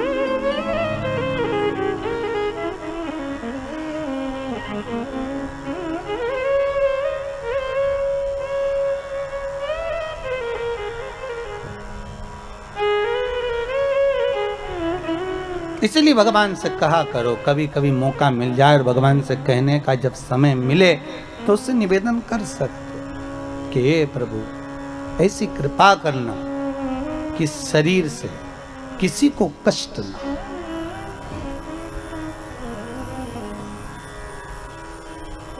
किसी को कष्ट ना हो। कुरुक्षेत्र की भूमि ढूंढी है युद्ध के लिए। विचार करो जरा। भगवान कृष्ण द्वारका में बैठे थे और अपने दूतों को कहा ऐसी भूमि ढूंढना जहां भाई भाई का दुश्मन हो जाए। द्वारपाल ढूंढते ढूंढते गए, कहीं नहीं मिली ऐसी जमीन। पहुंच गए कुरुक्षेत्र। बड़े भाई ने छोटे भाई से कहा जा, उधर मेड़ पे से पानी आ रहा है, मेड़ को बांध दिया। छोटे भाई ने कहा भैया मेरे हाथ में सामान रखा है, तू चले जा, तू बांध दिया। बड़े भाई को क्रोध आ गया, उसने हल रखा था हाथ में, छोटे भाई के पेट में मार दिया। हल से खींचता हुआ छोटे भाई को ले जाकर मेड़ पे सुला दिया जहां से पानी को रोकना था। पानी तो रुक गया, भाई तड़प तड़प के मरता रहा। भगवान कृष्ण के दूतों ने जाकर कन्हैया से कह दिया हमने वाली भूमि देख ली जहां भाई भाई का दुश्मन है। कौन सी भूमि है? तो का कुरुक्षेत्र की भूमि। भगवान ने कहा युद्ध होगा तो वहीं होगा, नहीं तो भगवान चाहते तो प्रतापगढ़ में भी युद्ध करने आ सकते थे। दिक्कत क्या थी? हस्तिनापुर से तो जाना था, वहां गए तो उसकी जगह यहाँ आ जाते, प्रयागराज आ जाते, मथुरा पहुंच जाते। भगवान चाहते तो जहां जाकर युद्ध लड़ा देते, पर उन्होंने कुरुक्षेत्र की भूमि को ढूंढा। क्यों? उस भूमि पर युद्ध कराना, क्योंकि वहां भाई भाई का दुश्मन बन सकता है। केवल वही भूमि एक ऐसी है जहां पर भगवान कहते हैं कि मैं युद्ध करा सकता हूं, वो भूमि को ढूंढा।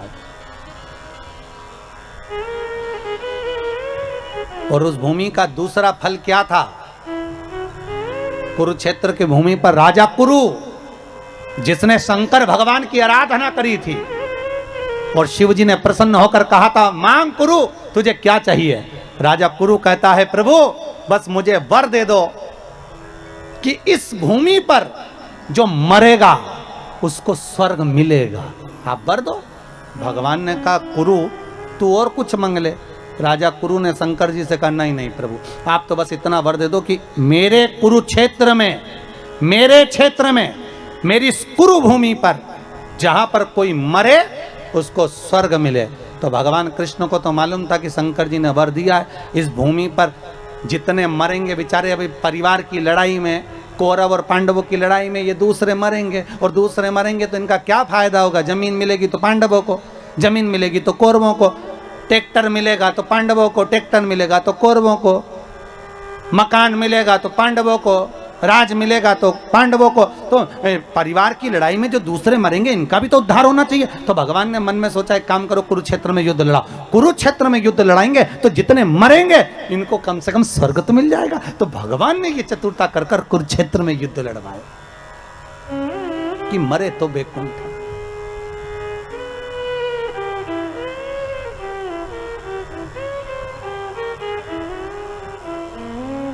मिले। आपसे भी निवेदन है, केवल अपने लिए अच्छा ना सोचें। हमारा तो निवेदन है, रोज भगवान से निवेदन करें, तो भगवान से यही प्रार्थना करें, भगवान हे पूर्ण परमात्मा, विश्व बने धर्मात्मा, एक यही बस प्रार्थना, एक यही बस प्रार्थना,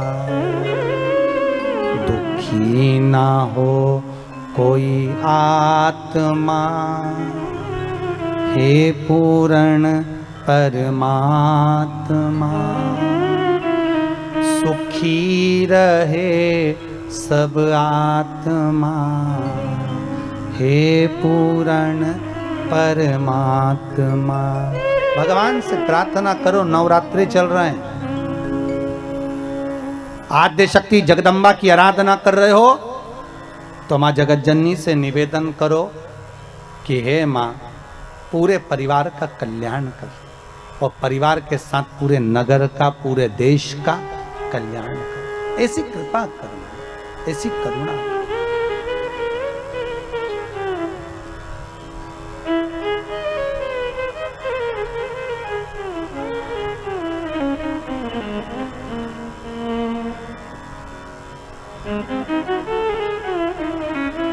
ऐसी कृपा हो, ऐसी दया हो जाए। हे नारायण, तुमको भी पृथ्वी पर जाकर किन्नर बनना पड़ेगा। भगवान बने। द्वापर आया, कौरव और पांडवों का युद्ध हो रहा है। कुरुक्षेत्र की भूमि पर युद्ध मैदान में चंडी देवी आकर खड़ी हो गई, और चंडी ने कहा, ए कौरव और पांडव, युद्ध एक शर्त पर होगा, पहले मेरे लिए बलि चढ़ाओ। अपने अपने परिवार के एक एक व्यक्ति की बलि चाहिए। पांडव अपने भाइयों में से एक की बलि दे दे, और कौरव अपने भाइयों में से एक की बलि दे दे। कौरव तो खुश हो गए कि हम 100 में से एक बलि चढ़ गए, 99 बचेंगे। ये ले दे के 5, एक मर गए तो 4 ही बचेंगे। अब ये वही वाली बात आ गई ना, तेरा क्या होगा रे कालिया।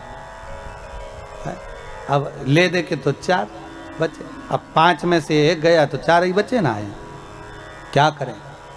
भगवान कृष्ण के पास खबर गई, कृष्ण के पास जैसी सूचना गई, भगवान कृष्ण ने अर्जुन को बुलाया। अर्जुन इधर आ।